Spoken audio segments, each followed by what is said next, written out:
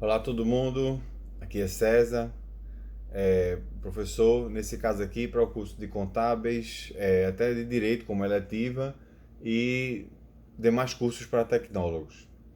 Eu faço esclarecimento porque a matéria é legislação tributária e trabalhista. Nesse primeiro momento a gente está estudando direito tributário, mas também é um resumo do direito tributário. E aí eu não vou aprofundar certas exceções, certas características do próprio tributo, enfim, é mais um entendimento geral do que seria a parte do direito tributário.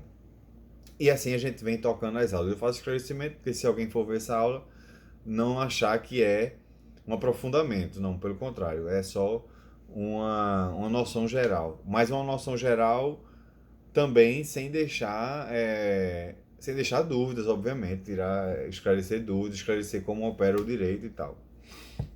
Enfim, feito esse esclarecimento, vamos lá. A gente aqui na aula, a gente estava vendo a parte de direito tributário, a parte inicial. E a gente entrou na classificação dos tributos. Na aula que envolveu a classificação dos tributos, a gente já estava assim nessa parte de isolamento, né? E aí pouca gente conseguiu assistir essa aula. Por causa disso, eu vou fazer uma revisão aqui, vou falar de novo e vou disponibilizar para vocês o vídeo lá no YouTube. Aqui no YouTube, no caso. E pronto. Então esse vídeo provavelmente não vai ser muito longo, porque eu vou continuar a outra parte da aula. Nessa primeira agora a gente vai ver classificação dos tributos, depois a gente continua em outro vídeo, em o que a gente estava vendo, né? Enfim, a continuação das aulas. Então vamos lá, classificação dos tributos. Falando de uma forma bem mais direta, né? Porque essa aqui é mais uma revisão.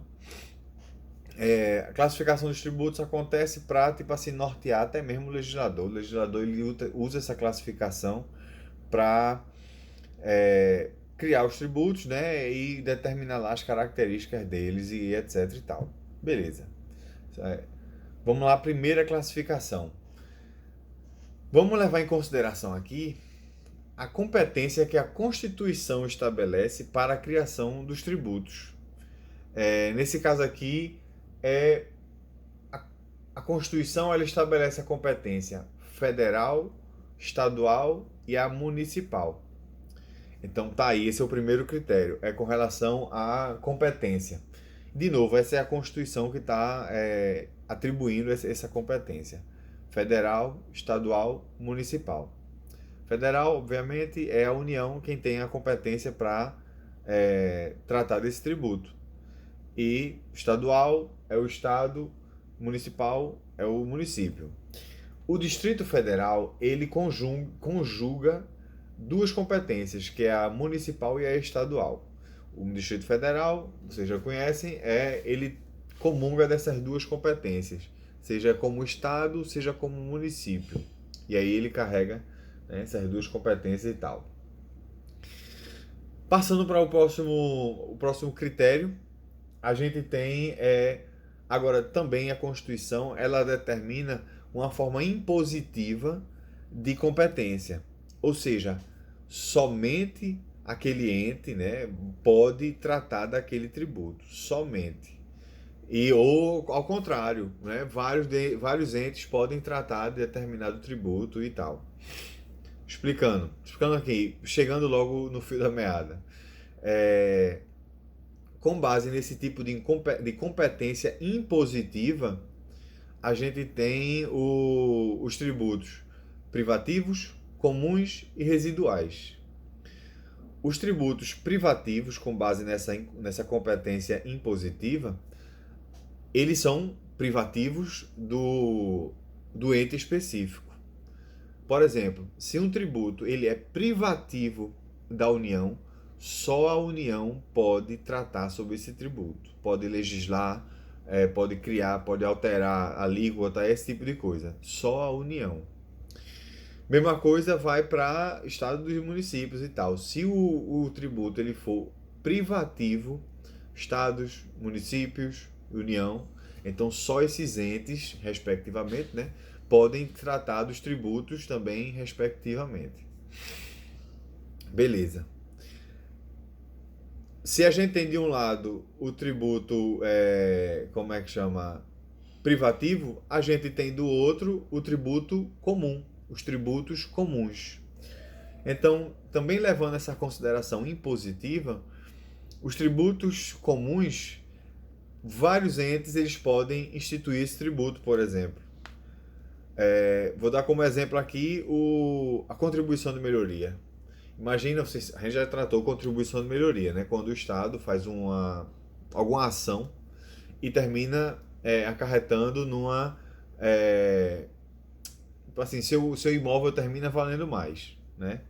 Então aí você vai ter que fazer você vai ter que pagar uma contribuição de melhoria. Essa contribuição vai tentar equalizar essa contribuição, esse aumento aí de valor que você obteve com os gastos que foram realizados. Ou seja, você vai pagar o que foi valorizado no seu imóvel. Beleza. Essa contribuição de melhoria. Se a União fez essa obra, por exemplo, a União é que vai instituir a contribuição de melhoria. Se o Estado fez essa obra, vai ser o Estado quem vai instituir a contribuição de melhoria respectiva, e assim sucessivamente, para municípios e tal. Então, a gente pode dizer que contribuição de melhoria é um tributo comum, em termos de natureza impositiva, de competência impositiva. Beleza. Tributos privativos, tributos comuns, falta os tributos residuais. Residuais são aqueles tributos que ainda não foram feitos, por exemplo. Tá aí. Ou para a Seguridade Social, também são considerados residuais. Quando eu falo de Seguridade Social, não. Contribuições sociais, desculpe. Quando forem instituídos tributos com natureza de contribuição social. Então, quando eles forem contribuições sociais, pronto, eles vão ser de natureza residual. E aí vai ficar aí a competência prevista lá na Constituição. De novo, a gente viu aí a competência impositiva, que é privativa, comum e residual. Tá aí. A gente agora vai rever, porque essa aqui eu já até mencionei para vocês em aulas anteriores, com relação à finalidade do tributo. Com relação à finalidade do tributo, a gente tem a competência fiscal, extrafiscal e parafiscal. Isso todo mundo já sabe, porque a gente já revisou, mas vamos ver de novo. Então, com relação à competência, ou com relação à finalidade, a gente tem o tributo fiscal. Que característica possui esse tributo fiscal? O tributo fiscal, ele, quando é recebido, ele serve para alimentar os cofres públicos. A gente não sabe a destinação daquela quantia e não sabe, vamos dizer assim, a finalidade daquela quantia. Ele serve lá para abastecer os cofres públicos. Obviamente, esse dinheiro vai ser repartido aí, né, para as diversas entidades, diversos serviços que o Estado tem que suprir para a população. Mas está aí. Um exemplo de tributo fiscal é o imposto. A gente paga o imposto, mas não sabe para onde o dinheiro vai. Como é que chama? Mas também a gente sabe que deve ir ou melhor, precisa ir para os serviços que estão sendo prestados pelo Estado. Beleza. Tributo fiscal, tributo extrafiscal. Aí agora esse tributo, ele tem uma finalidade de influenciar a economia. Eu não gosto de dizer controlar, né? Porque controlar é uma palavra muito forte. Mas é influenciar a economia. Quando eu digo economia, o mercado e tal. Como é que acontece isso? O exemplo que eu sempre dou, mas agora ficando registrado. Imagina eu quero fomentar aqui a indústria nacional. Então o que é que eu faço? Eu aumento o imposto de importação e posso até diminuir o imposto de exportação. Isso daí vai fazer com que o produto importado encareça e também o produto exportado, né, para fora não sofra tanto encargo e aí facilita a venda do produto brasileiro. Pronto, tá aí. Essa foi uma medida que impactou na economia, né, no mercado, mas que foi através da forma tributária, da forma dos tributos que estão sendo cobrados e tal. Tá aí. Esses aí são tributos extrafiscais. Então, esses tributos eles têm essa finalidade. A gente vai mencionar esses tributos extrafiscais em momentos posteriores. Acredito que no próximo vídeo, na próxima aula, a gente já mencione mais, assim, destrinche mais um bocadinho sobre eles, porque o impacto deles é relevante em outras áreas do direito tributário. Então, a gente viu em tributos fiscais, tributos extrafiscais e agora os parafiscais. Os tributos parafiscais, eles são arrecadados por um ente, mas o dinheiro vai ser distribuído para outro ente. Ele vai servir para alimentar, vamos dizer assim, uma outra organização, outro instituto. Por exemplo, aquelas indústrias S, as empresas S, né, que é Senai, Sebrae, Senac e etc e tal. Os tributos são arrecadados e são destinados para essas empresas S. Ou seja, aí os tributos respectivos vão servir com a finalidade extrafiscal. Tá aí. Então a gente tem como para finalidade os tributos fiscais, extrafiscais e parafiscais. Outro critério agora. Com relação a esse critério, a gente vê a incidência do tributo. Ou seja, quando é que o tributo vai incidir para a gente, né? Nesse ponto aí, a gente vê quem realizou o fato gerador. Vamos deixar assim, para vocês já irem entendendo. O fato gerador é aquele que, quando acontecer, né, gera o tributo. Ou seja, se o tributo ele for originário de um ato que o Estado fez, o que ele vai fazer, esse tributo é considerado vinculado.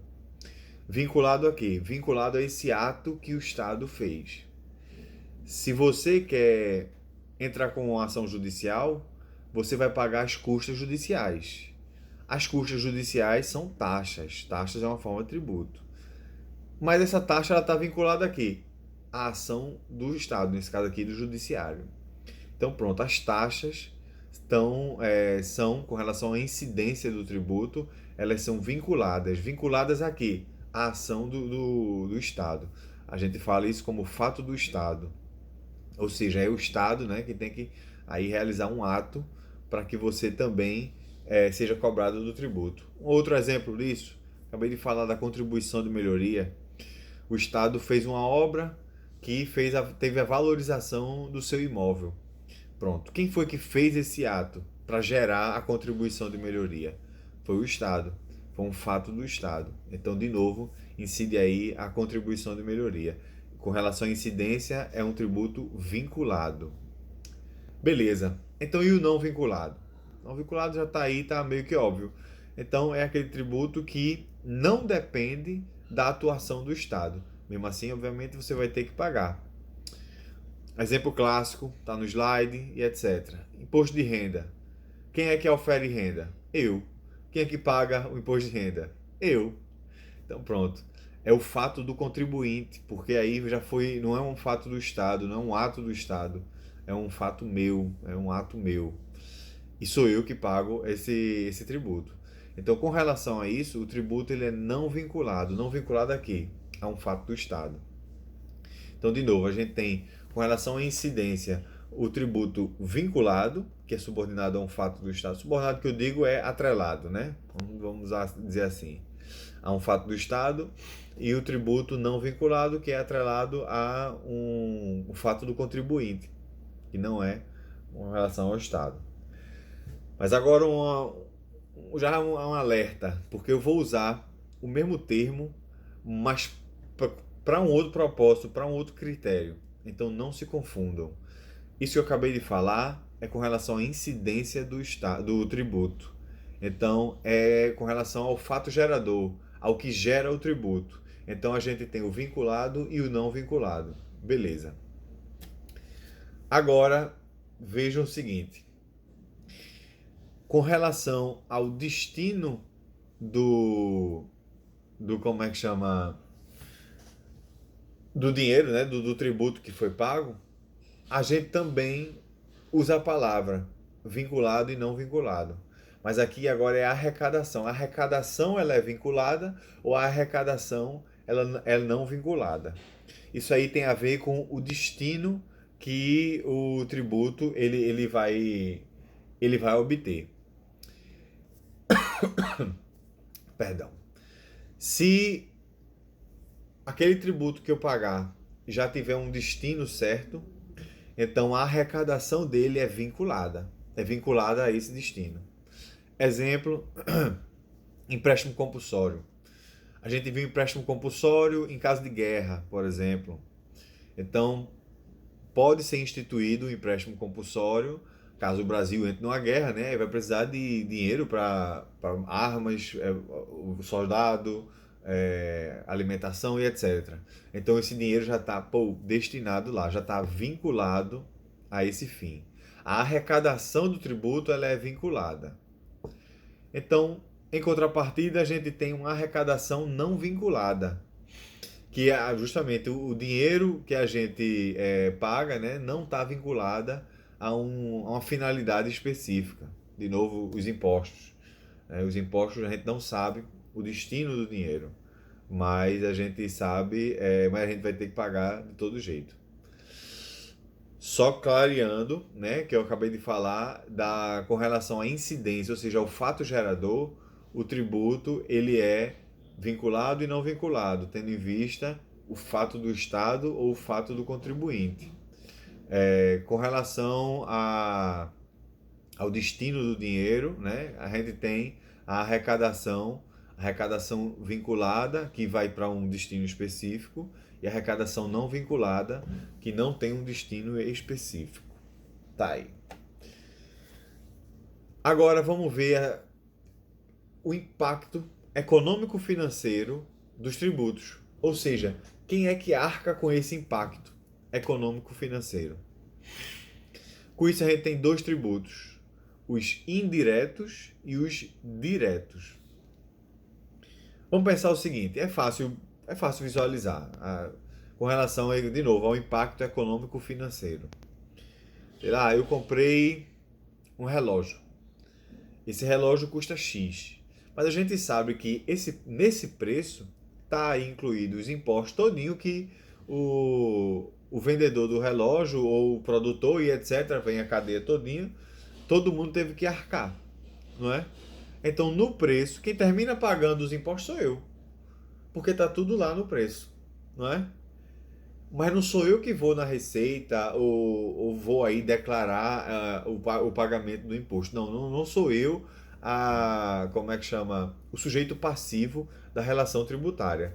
Eu termino indiretamente pagando aquele tributo. Tá aí, o tributo seria indireto. Eu arco a forma econômica financeira, né? Mas não sou eu quem efetivamente pago esse tributo. Então, eu tenho aí o tributo indireto. Para o tributo direto, não, aí já está bem óbvio. Eu fiz o ato, né? Como é que chama? Fui eu que gerei o ato e sou eu que vou arcar com o tributo. Tá? aí o imposto de renda também, de novo, eu que aufiro a renda, né? Eu que obtenho a renda, eu pago o tributo. Tá aí. E sou eu que vou ter que declarar, né? Obviamente, fazer tudinho. Não é só pagar, é declarar. Então eu arco com o impacto econômico financeiro do tributo. Do tributo que eu mesmo gerei. Tá aí.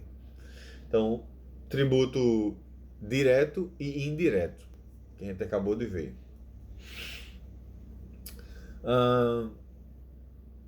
Esse é o tributo que a gente já viu, mas vale agora como é que chama? A revisão, né? Com relação os aspectos objetivos e subjetivos, a gente tem o tributo real e o tributo pessoal. Parênteses. Quando eu falo subjetivo, no direito, isso tem a ver com o sujeito. Então, isso é só uma dica para quando vocês virem subjetivo, numa prova de direito, né, num texto jurídico, Então vocês pensem em sujeito. Então, levando os aspectos do sujeito, né, dos aspectos subjetivos, a gente tem os tributos reais e pessoais. Tá aí. Tributo real, começando por ele. Então, o tributo real ele tem a ver com a coisa. Coisa é que vai incidir o tributo sobre ela, né? E a gente vai ter que arcar. E já que incide sobre a coisa, independe de qualquer condição do indivíduo. Tipo assim, se eu tenho mais ou menos dinheiro, se eu ganho mais ou menos salário, enfim, independe. Eu não comprei aquilo, pronto, eu vou ter que pagar aquele tributo. Acabou-se. Já disse para vocês em aulas passadas, exemplo do IPVA. Todo mundo compra o mesmo carro, o mesmo modelo, o mesmo tudo. Condições mais variadas, condições de vida mais variadas. Não importa, o IPVA vai ser o mesmo.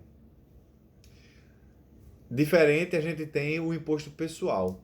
Que o o tributo pessoal. O tributo pessoal é mania. Mas o tributo pessoal, ele aí vai variar. Ele vai ver a condição da pessoa, né? E vai incidir com alíquota maior ou menor, enfim, vai incidir mais ou menos, dependendo dessas situações. O exemplo clássico, imposto de renda. Quanto mais eu ganho, mais eu pago imposto de renda, né? Maior é a alíquota. Então tá aí. A lei, já, só os parênteses que eu já frisei, mas a lei determina que quando o tributo ele puder ser pessoal, ele será pessoal. Também, já que eu estou fazendo parênteses, outro parênteses, para que vocês não confundam essa parte de tributo real. O tributo real, ele tem a ver com a coisa. Res, bota entre aspas, porque em latim, então res, R-E-S, quer dizer coisa. E reais tem a ver com coisa, porque a moeda da gente é real, aí a gente pensa em valor, não, mas tem a ver com coisa, no caso aqui jurídico. Então tá aí as observações para esses tributos. Cadê? Tá faltando mais? Não, essa foi a aula passada. Eu já comecei também o outro tópico, mas aí o outro tópico eu vou deixar no outro vídeo para ficar tudo organizado. Então, foram as classificações dos tributos. Fica aí, tá tudo no slide. Vejam os slides no portal. E a gente se fala. Até logo.